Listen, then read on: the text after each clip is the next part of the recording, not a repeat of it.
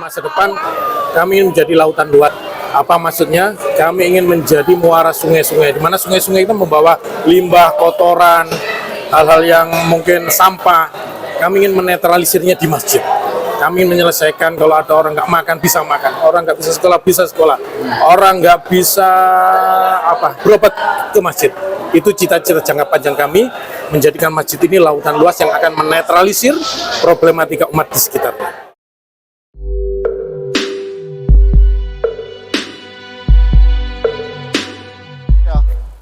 Bismillahirrahmanirrahim. Assalamualaikum warahmatullahi wabarakatuh. Pemirsa Sang Surya Channel dimanapun Anda berada, semoga Allah melimpahkan rahmat-Nya kepada kita semuanya. Kali ini hari Sabtu tanggal 7 Januari 2023 kita akan meliput acara gerakan salat subuh berjamaah yang diadakan oleh PCM Sukun Kota Malang, yang kali ini diselenggarakan di Masjid Al-Falah Gadang Kota Malang. Dan pada edisi kali ini terasa sangat spesial sekali karena insya Allah nanti pematerinya adalah Bapak Wali Kota Malang, yaitu Dr. Andes Sutiaji Hafizahullah Ta'ala. Bagaimana acaranya? Mari kita simak liputan berikut ini.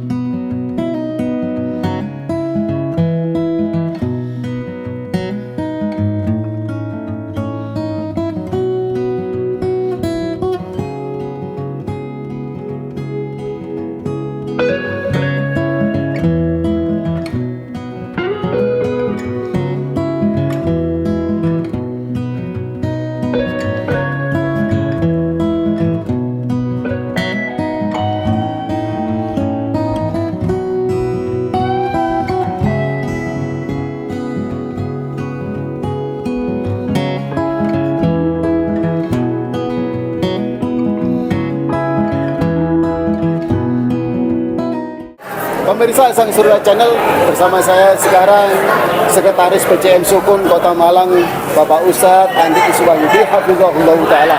Kita akan ngobrol sebentar mengenai PCM Sukun Kota Malang ini. Terlebih dahulu kita akan menyapa beliau. Assalamualaikum Ustadz. Waalaikumsalam. Dan gimana kabarnya? alhamdulillah khair. Alhamdulillah ya. Nah ini loh, saya mau nanya ini. Kan di PCM Sukun ini kan ada gerakan sholat subuh berjamaah. Nah, tujuan dari gerakan sholat subuh berjamaah ini apa? Ya, alhamdulillah pimpinan cabang Muhammadiyah Sukun sudah menggagas program GSSB atau gerakan sholat subuh berjamaah keliling dari masjid ke masjid, di mana kami PCM Sukun mempunyai 23 masjid. Tujuan utamanya adalah sebagai kunci kesuksesan adalah diawali dari sholat subuh. Jikalau sholat subuhnya istiqomah, insya Allah yang lainnya akan dimudahkan oleh Allah. Terkait masalah ekonomi, sosial, politik, ataupun segala urusan kehidupan pribadi-pribadi orang akan dijamin oleh Allah. Untuk itu kami menginspirasi dari gerakan subuh ini sebagai motivasi juga bagi masjid-masjid binaan Muhammadiyah di wilayah Sukun yang mungkin sholat subuhnya didominan oleh orang-orang yang sudah sepuh, orang tua. Dengan kita kunjungi dari pimpinan cabang Muhammadiyah bersama ketua ranting, ketua takmir di wilayah Sukun akan membangkitkan motivasi jamaah yang lain untuk mau dan mampu sholat subuh berjamaah. Tujuannya itu. Yang kedua, sebagai bentuk turun ke bawah daripada pimpinan cabang Muhammadiyah ke masjid-masjid binaan, mungkin masjid binaan itu ada kendala, ada masalah, maka bisa diselesaikan, disampaikan kepada kami pimpinan cabang sehingga bisa dicarikan solusi atau jalan keluar untuk bisa bersama-sama kita selesaikan. Yang ketiga, tentunya ini sebagai bentuk menyatukan visi misi antara pimpinan, dukun, dan juga masyarakat atau jamaah simpatisan di tingkat bawah. Oh, tingkat bawah ya. Kemudian Pak Andi, mengenai tadi ini sudah ke berapa kali ini? Alhamdulillah mulai 2016 hari ini yang ada di Masjid Al-Falah ini putaran ke 186. 186 kita sudah keliling dari masjid ke masjid, berhenti 2 tahun karena ada pandemi kemarin. Insya Allah kalau kemarin nggak ada pandemi bisa 250-an putaran. Insya Allah tidak hanya 186, tapi istiqomah sampai Allah menjemput kita nanti. Oh, insya Allah ya. Nah, di antara yang dari nomor 1 sampai 186 itu kebanyakan ya permasalahan di tingkat ranting maupun AUM itu sendiri seperti apa? Yang pertama masalah kaderisasi. Kaderisasi ya? Kaderisasi sangat memprihatinkan. Banyak tamir-tamir yang sudah usianya sepuh. Nah, makanya Al-Falah sudah menjadi contohan, tamirnya muda semuanya dan alhamdulillah bisa seperti ini. Yang kedua, di samping kaderisasi kurang berjalan, yang kedua kober. Nah, ini terkadang kan di Muhammadiyah itu terkenal dengan doktrinnya untuk menjadi pemimpin itu harus kober, bener, pinter, lumer, seger. Nah, kobernya ini yang terkadang ngapunten banyak kesibukan-kesibukan. Makanya kita mengambil subuh karena tidak ada alasan bagi terusnya pemimpin atau pimpinan Muhammadiyah punya kesibukan subuh. Subuh sibuknya apa? Kan nggak ada. Iya, betul. Terus kemudian terakhir, Bapak Andi, harapan ke depan dengan diselenggarakannya gerakan sholat subuh berjamaah ini maupun program yang lainnya yang diadakan oleh PCM Syukur ini, apa harapan ke depan? Harapan ke depan tentu dengan gerakan sholat subuh ini mudah-mudahan menginspirasi kita semua, anak cucu kita untuk membangkitkan junullah-junullah ke depan di awal dari sholat subuh, karena sebagaimana kita ketahui Sultan Al-Fatih itu bisa merobohkan dominasi daripada Romawi dan Persia itu kan diawal dari subuh, dan mudah-mudahan dengan gerakan yang sederhana ini bisa memunculkan pemimpin ke depan yang lebih bisa diandalkan oleh umat, dan juga khususnya bagi intern pimpinan cabang Muhammadiyah. Mudah-mudahan ini menjadi wasilah untuk kita nanti bisa reunian di surganya Allah Subhanahu wa taala. Amin. Pemirsa Saltiliyah Channel dimanapun Anda berada, tadi disebutkan Muhammad Al-Fatih itu bisa menguasai dunia berangkat dari sholat subuhnya di masjid kan. Nah, kalau Muhammad Subhan ini berangkat dari sholat maghribnya. Mungkin ini saja yang bisa kami sampaikan. Saya terima kasih yang banyak kepada Pak Andi Suwayudi Hafizahullah Ta'ala.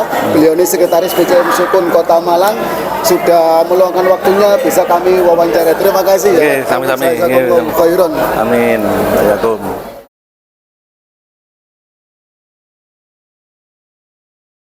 Pemirsa Sang Surya Channel, sekarang saya bersama Takmir Masjid Al-Falah Gadang Kota Malang. Beliau Bapak Haris Hafizahullah Ta'ala. Mari kita sapa beliau terlebih dahulu. Assalamualaikum Bapak. Waalaikumsalam. Gimana kabarnya? Alhamdulillah. Alhamdulillah ya, insya Allah. Ini Bapak mungkin bisa disebutkan yaitu mengenai tips supaya masjid ini makmur, karena saya lihat ini Al-Falah ini menjadi ikon di salah satu ikon di PCM Sukun Kota Malang gitu. Apa kiatnya ya? Pertama, alhamdulillah kalau panjenengan menganggap Masjid Al-Falah menjadi ikon, Ya. yang pasti itu tidak lepas daripada perantangan dari Allah Subhanahu wa taala. Memang ada beberapa langkah yang menurut kami harus dilakukan. Pertama, ya kita harus dari sisi edukasi ke jamaah terus-menerus untuk dilakukan dari banyak hal. Contoh satu, ketika kita ngomong bab sedekah, kita sampaikan ke jamaah, kita tulis di mana, di grup kita, juga ditempel di di lingkungan masjid kita, supaya apa? Kalau kita pernah iklan rokok misalnya, bayangkan kenapa pengusaha rokok itu menghabiskan miliaran, padahal kita tahu itu ya rokok. Karena apa? Untuk menanamkan ke alam bawah sadar. Ketika kita ngomong bab sedekah ke jamaah, kita akan terus kita sampaikan baik lisan maupun tulisan, karena tanpa sadar itu kan mengendap di alam bawah sadar. Saya memakai konsep seperti itu. Berarti secara kontinu kita sampaikan ya. Benar, satu bab itu atau dengan bab-bab yang lainnya tentunya. Terus kemudian Pak Haris, mungkin ada program di Masjid Al-Falah ini yang bisa dicontoh oleh masjid yang lainnya. Selain ada kajian, kemudian ada apa lagi Pak? Kajian, kemudian ekonomi, kesehatan, iya, sosial. apa Pak? Satu-satu gitu ya? Ya, kesehatan itu apa, ekonomi apa, terus pendidikan itu seperti apa? Ya, pendidikan yang pasti menjadi salah satu ruh utama masjid ya. Di situ sebagai tempat kita pendidikan, ada kajian rutin yang dimulai dari hari Selasa, Rabu, Kamis rutin itu untuk bidang pendidikan dan TPQ. ada. Kemudian bidang kesehatan kita mengadakan cek kesehatan rutin seperti hari ini. Ya. Ada cek gula darah, asam urat bagi jamaah yang khususnya 50 tahun ke atas, itu bisa terdeteksi lebih dini apabila ada penyakit untuk kita treatment juga. Kemudian sosial kita ada santunan janda-janda miskin seumur hidup. Kita menyantuni mereka yang sudah kita pilih bahwa tak mampu lagi untuk berekonomi.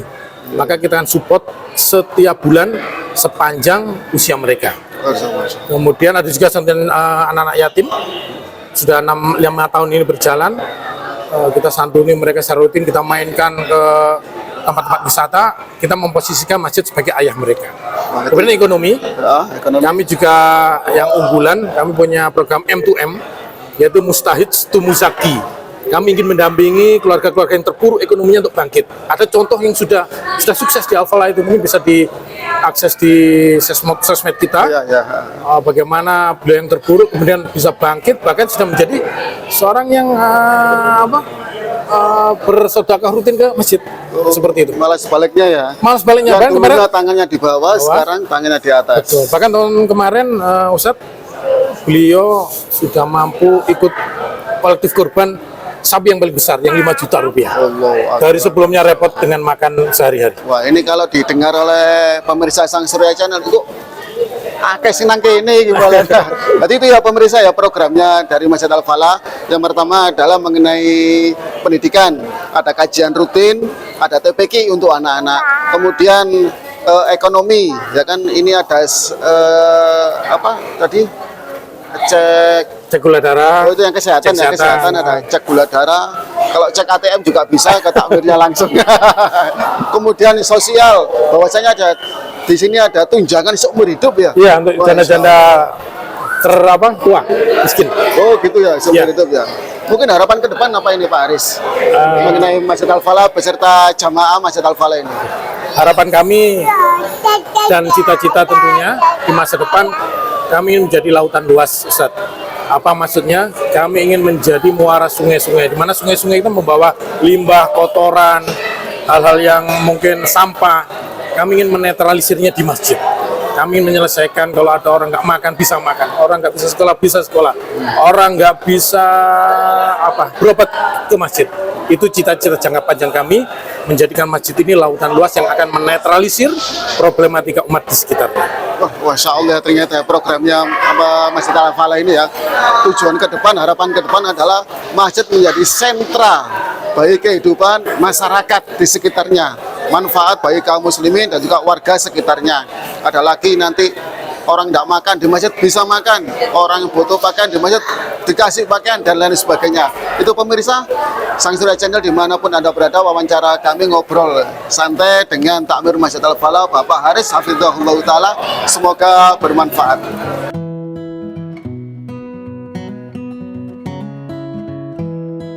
Pemirsa, bersama saya sekarang Komando Kesiapsiagaan Angkatan Muda Muhammadiyah atau Kokam Kota Malang.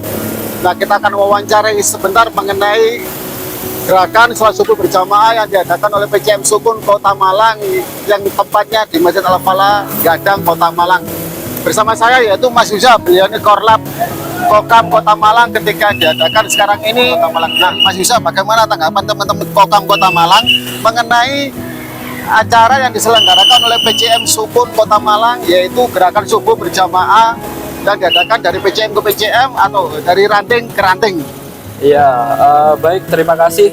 Kegiatan PCM khususnya adalah PCM Sukun ini sangat baik dan kami selaku Kokam Kota Malang siap mengawal dan mensukseskan kegiatan PCM Sukun Kota Malang. Bukan hanya PCM Sukun Malang, tapi seluruh kegiatan PCM yang ada di Kota Malang ini. Dan kami Kokam Kota Malang siap untuk mengawal seluruh aset-aset Muhammadiyah yang ada di Kota Malang. Bagaimana Kokam? Kokam! Kokam! Takbir! Seperti itu, Pak. Itu pemirsa ya, tanggapan mengenai gerakan sholat subuh berjamaah yang dijaga, diamankan, dikawal, disukseskan juga oleh teman-teman dari Komando Kesabsakan Angkatan Muda Muhammadiyah Kokam Kota Malang. Saya terima kasih yang banyak kepada teman-teman semuanya. Sama-sama. Semoga bermanfaat.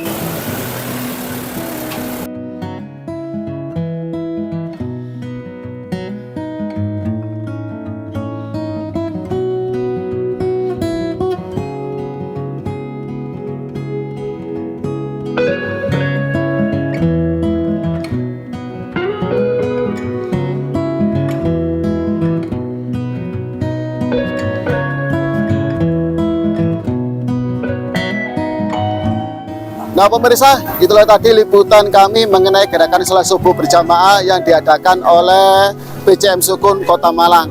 Mari untuk warga Sukun Kota Malang kita ikuti kegiatan ini, gerakan sholat subuh berjamaah yang diadakan setiap hari Sabtu subuh dari masjid ke masjid, dari ranting ke ranting.